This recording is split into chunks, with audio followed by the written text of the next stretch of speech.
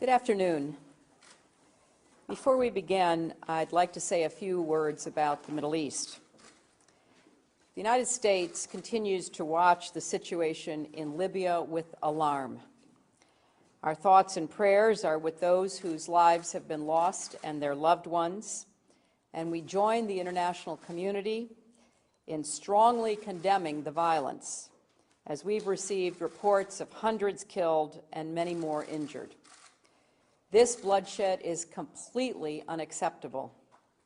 It is the responsibility of the government of Libya to respect the universal rights of their own people, including their right to free expression and assembly. The United States is also gravely concerned by reports of violence in Yemen and elsewhere. We urge restraint and for the governments in the region to respect the rights of their people. In Bahrain, we welcome King Hamed's decision to release a number of prisoners, and we look forward to implementation. We also welcome Crown Prince Salman's steps to initiate a meaningful dialogue with the full spectrum of Bahraini society. We hope Bahrain's friends across the region and around the world will support this initiative as a constructive path to preserve Bahrain's stability and help meet the aspirations of all its people. As we have said, these steps will need to be followed by concrete actions and reforms. We urge all parties to work quickly so that a national dialogue can produce meaningful measures that respond to the legitimate aspirations of all the people of Bahrain. And we continue to call on the Bahraini government to exercise restraint. There is no place for violence against peaceful protesters. The process for a new Tunisia and for a new Egypt has only just begun. We welcome Egypt's leaders signaling their commitment to an orderly transition to a democratic government, and we look to them to take the concrete steps needed to bring about political change. And we will continue to be a supportive partner to the peoples of both countries as they seek a better future. Across the Middle East, people are calling on their governments to be more open, more accountable, and more responsive. And the United States believes it is in the interests of governments to engage peacefully and positively in addressing their demands and to work to respond to them. Without genuine progress toward open and accountable political systems, the gap between people and their governments can only grow and instability can only deepen. It was with great pleasure that I welcomed the Foreign Minister of Latvia here today, a democracy that is demonstrating by its actions how it can build a better future for its own people. We just held a productive meeting. I expressed our unwavering commitment to Latvia's security and our support for its continuing economic recovery and the efforts that it is undertaking to ensure prosperity, energy security, and justice for all of its citizens. The United States has maintained an unbroken friendship with Latvia throughout its modern history, when it was at war and under occupation, and since it acquired its independence from the Soviet Union. And we have long admired the Latvian people's resilience throughout very difficult times. We are proud to call Latvia our partner on many important issues, particularly with regard to global security. Latvia joined us at Lisbon last year to approve NATO's new strategic concept, which will update our alliance so we can meet the diverse threats of the 21st century. And Latvia has been a leading partner in our military and civilian engagements in Afghanistan. As I said at the Munich Security Conference this month, and as I emphasized to the Foreign Minister today as well, these times of economic uncertainty have done nothing to lessen our enduring commitment to Europe and its security. We remain committed to our responsibilities under Article 5 and to the principles of the strategic concept. And we will continue working with our allies, like Latvia, to strengthen the security architecture in Europe for the 21st century. As we work together for global security, we especially commend the Latvian people for their achievements over the past 20 years as they continue their work toward their own better future. Gaining membership in NATO and the European Union took patience and persistence, and when those memberships came, they were richly deserved. And after suffering devastating job losses during this last global recession, they have been undertaking stringent, cost-cutting measures necessary to begin a sustainable recovery. The Foreign Minister and I discussed many issues, from accelerating economic progress toward more energy security for Latvia, to reduce its dependence on any one source of energy. And of course, a free economy goes hand in hand with a free and just society. And Latvia has shown its strong commitment to the rule of law. It has supported sanctions against Belarus, whose detention of its own citizens we strongly condemn. We commend Latvia for also reaching out to the Belarusian people with visa liberalization that allows them access to open countries and free media, and with partnerships in business school education that expose the students of Belarus to free market principles.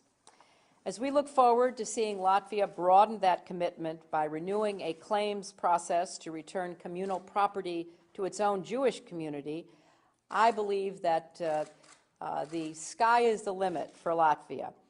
We have a shared commitment to values, a view of what is in the best interests of our people, and Minister, it is very gratifying for me to have you here today to reaffirm our strong bonds of friendship and alliance. Thank you. Thank you, Madam Secretary, for your very kind words and vast explanation of situation in Latvia. I represent Latvia's people and our government, and I want to say very great thanks to your nation, because we benefited already many years because we appreciate United States as our strategic partner. And we cooperate really in a wide range of fields. We are looking further that we will participate together with U.S. forces in ISAF mission in Afghanistan. We will support good U.S.-Russia reset policy. We are looking forward that we will extend our economic cooperation, and that will be a good opportunity for development of policy of and economy of Latvia. We want to create a stable nation which with high quality of life, and we're looking forward that U.S. will assist strongly to reach those aims. Thank you. Thank you so much, Mr. Thank you. Jill Doherty from CNN. Thank you, Madam Secretary. As we know right now, there is bloodshed in Libya, even using air power to attack civilians. Colonel Gaddafi just spoke recently, and he said he will never surrender. He's threatening to execute people. I'm sure you've seen his comments. There's intense frustration as the world looks on, and a feeling of impotence right now to really get in and help people who are being attacked. Other than words, what is the United States doing to try to help to stop this? And also, if you could, just any comment on the pirates killing the Americans today. Thank you. Well, first, Jill, we are obviously watching developments in Libya with grave concern. We have joined with the international community in strongly condemning the violence in Libya. And we believe that the government of Libya bears responsibility for what is occurring and must take actions to end the violence. Now, as always, the safety and well-being of Americans has to be our highest priority, and we are in touch with many Libyan officials directly and indirectly, and with other governments in the region to try to influence what is going on inside Libya. The Security Council, as you know, is meeting today to assess the situation and determine whether there are steps the international community can and should take. As we gain a greater understanding of what actually is happening, because you know, of course, that communication has been very effectively shut down, and we're trying to gather as much information as possible. We will take appropriate steps in line with our policies, our values, and our laws, but we're going to have to work in concert with the international community.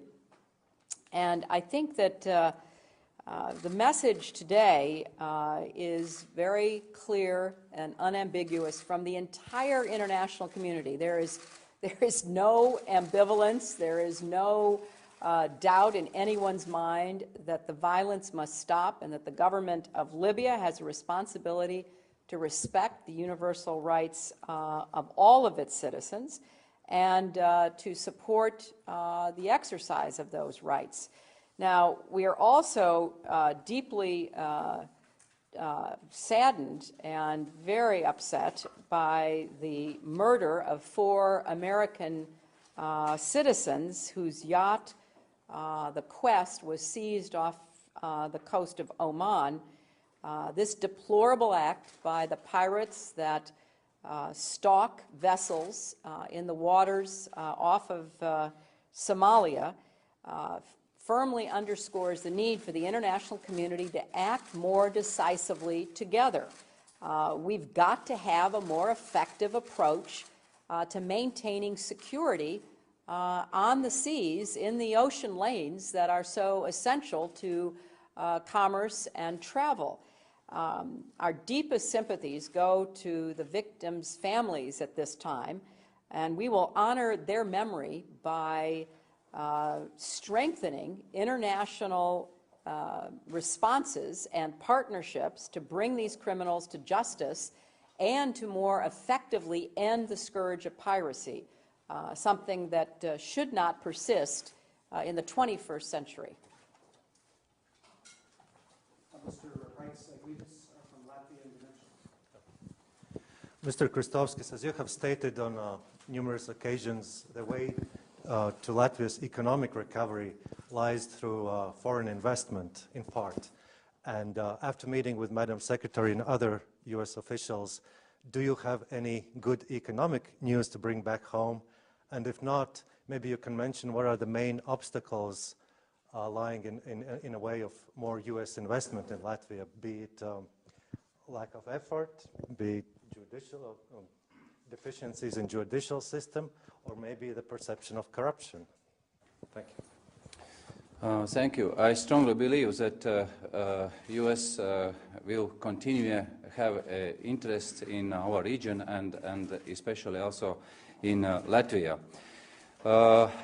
Yes, we discussed several aspects which is related with the development of economy of Latvia.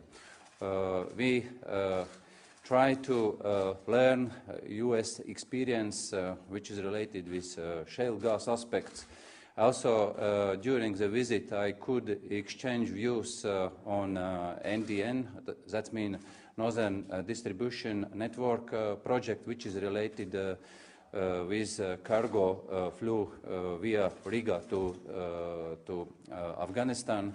And more Latvian entrepreneurs, I believe, in future will participate in this route, and this route will not be just as a route for supplement of military needs, but I believe in future also that will work for civil needs and civil targets.